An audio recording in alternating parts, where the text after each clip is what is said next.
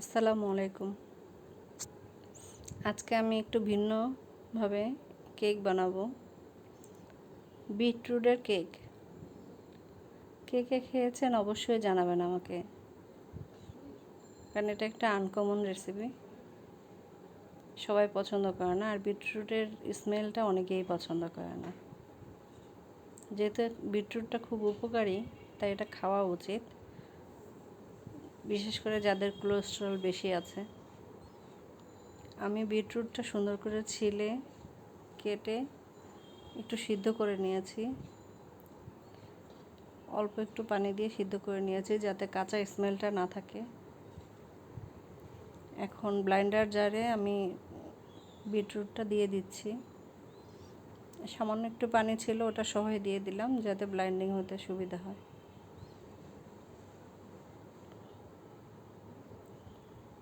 এটা একটু ব্লেন্ডার করে নিয়ে দিয়ে দিব লিকুইড দুধ, 1 কাপের পরিমাণ। দুধটা আর চিনিটা দিয়ে আমি একবারে মিক্স করে নিব, আবার একটু ব্লেন্ডার করে নিব যাতে মিক্সিংটা সহজ হয় এবং সময় কম লাগে। এটা আপনারা হ্যান্ড মিক্সার দিয়েও করতে পারেন। হ্যান্ড মিক্সার দিয়ে করলে আরও সময় বেশি লাগে, তাই আমি একটু ব্লেন্ডার জারেই করে নিলাম আজকে। এর মধ্যে আমি শুকনো উপকরণগুলো চেলে নিচ্ছি। একটু দিয়ে দিলাম ময়দা, কর্নফ্লাওয়ার না, বেকিং পাউডার আর বেকিং সোডা। 1 চামচ বেকিং পাউডার, 1 চামচ বেকিং সোডা।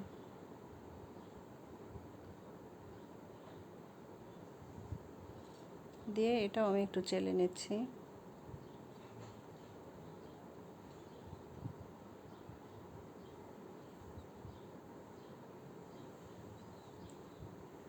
এবারে শুকনো উপকরণের মধ্যে আমি বিটরুটের মিশ্রণটা দিয়ে দিব। আমি বিটরুটের মিশ্রণে কিন্তু 2টো ডিমও দিয়েছিলাম, ক্লিপটা নিতে ভুলে গিয়েছি। যেহেতু কেক, ডিম তো লাগবেই।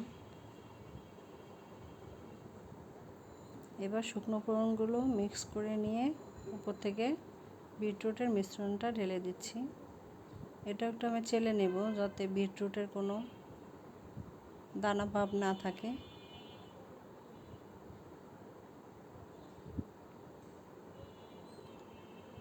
সুন্দর করে এবার চেলে নিয়ে মিক্স করে নেব শুকনো উপকরণগুলোর সাথে।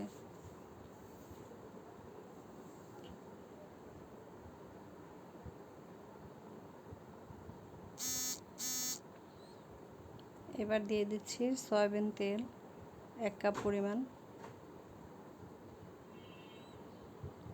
সয়াবিন তেল দিয়ে আবার একটু ভালো করে মিক্স করে নেব।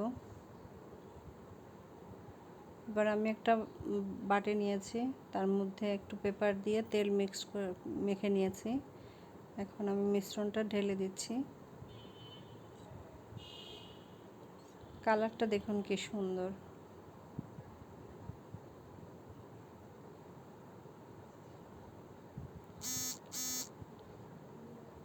এবার আমি একটু ড্যাপ করে নিচ্ছি যাতে ভিতরে হাওয়া না থাকে। একটা প্যানের মধ্যে একটা স্টিলের স্ট্যান্ড দিয়ে বসিয়ে দিয়েছিলাম। এটা আমার হতে প্রায় 1 ঘন্টার মতো লেগেছে, যেহেতু বিটরুট একটু সময় লাগবে। কেমন লাগলো জানাবেন। আল্লাহ হাফেজ।